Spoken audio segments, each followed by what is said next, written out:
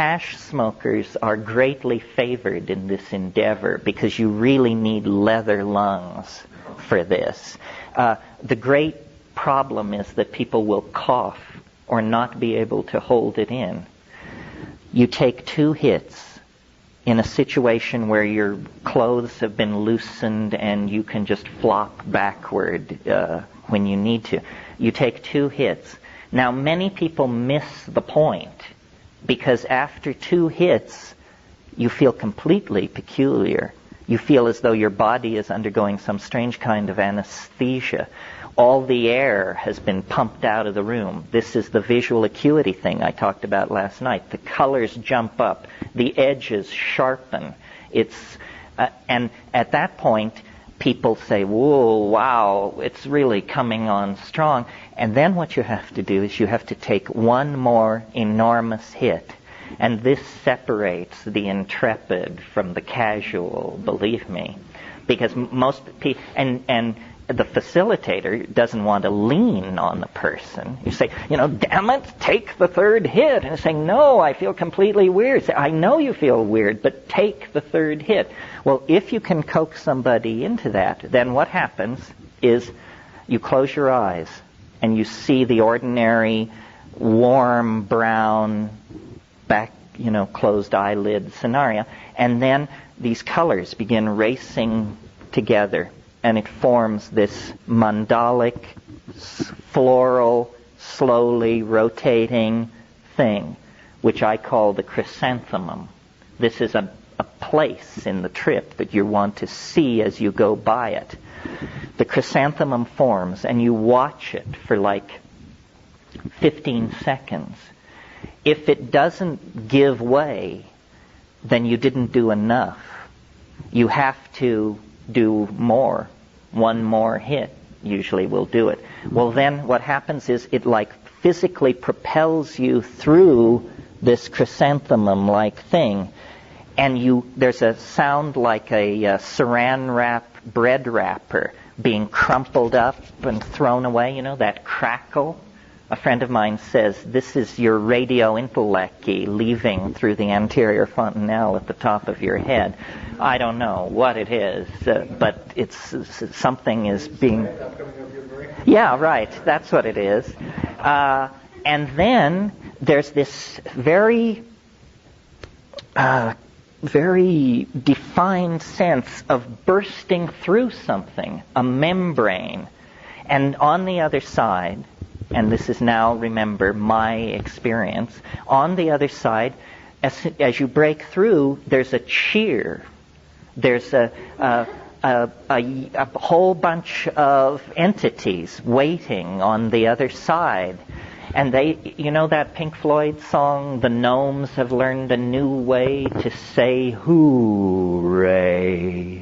Well, it's that place. It's those gnomes. And you burst into this space, and they're saying, how wonderful that you're here. You come so rarely. We're so delighted to see you. And one of the things about DMT that's really puzzling is, in a sense, it doesn't affect your mind. In other words, you don't change. For instance, if you take ketamine, the very first thing you notice before the trip hits is you notice that you no longer are anxious about having taken ketamine. You just sort of, anxiety leaves you. That means it's affecting your mind. It's doing something to the judgmental machinery. DMT doesn't lay a hand on the judgmental machinery. You break through into that space exactly who you were before breaking through. And the usual reaction of most people is something like, and you think, God, heartbeat, normal. Pulse, normal. Everything's normal. Yeah, everything's normal. Oh, God. Because these things are there, and they're hammering at you. And they come forward. They're like jeweled, self-dribbling basketballs. And there are many of them, and they come pounding toward you, and they will stop in front of you and vibrate, but then they do a very disconcerting thing, which is they jump into your body. They jump into your body, and then they jump back out again. And the whole thing is going on in this very high-speed mode, where you're being presented with thousands of details per second, and you can't get a hold on, you say, my God, what's happening? And these things are saying, don't abandon yourself to amazement, which is exactly what you want to do. You just want to go nuts with how crazy this is. They say, don't do that. Don't do that. Pay attention. Pay attention to what we're doing. Well, what are they doing? Well, what they're doing is they're making objects with their voices.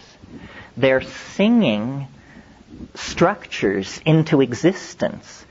These things are, and what they will do is they'll come toward you, and you have to understand, they don't have arms, so we're kind of downloading this into a lower dimension to even describe it. But what they do is they offer things to you.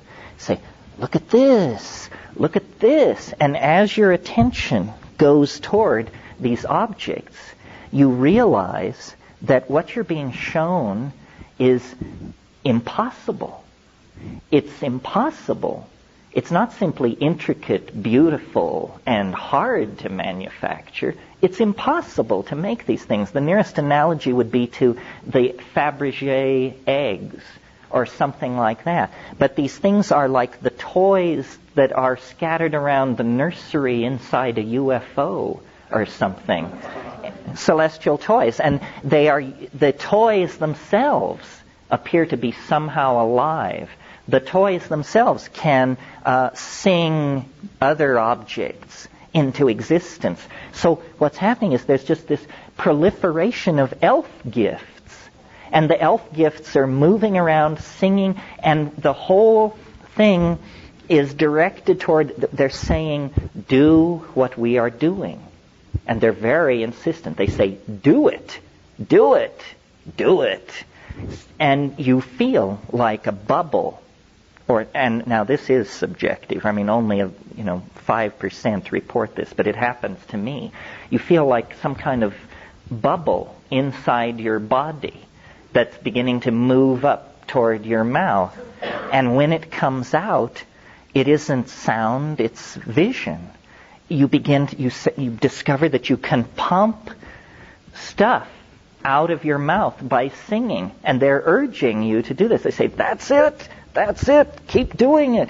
And the whole thing is like, we're now at minute 4.5 with this stuff. And you speak in a kind of glossolalia. There's a spontaneous outpouring of syntax unaccompanied by what is normally called meaning. It's sort of, he ding wow wak saptivi muldektipi tinget wahaksiki pipinem wahavedektam bohagagetek.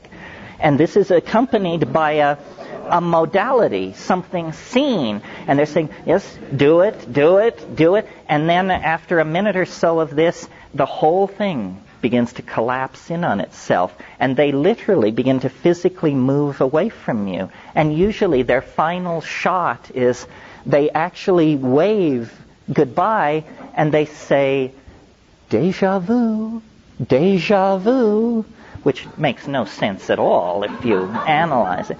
So then you come down, and you're now at minute 6 to 7, and you come down, and it's like being more loaded than you've ever been. It's like about a 700 mic acid trip, but you embrace it as totally down. You say, I'm totally down. I mean, you look like a termite from Arcturus, and the room is decorated in Amish quilts, but I'm completely back. And then, over a minute or a minute and a half or so, the room just comes right back together, and 4 minutes after that, some people can give no account of it whatsoever. They just say, I don't know. It was the weirdest thing that ever happened to me, and I can't remember it.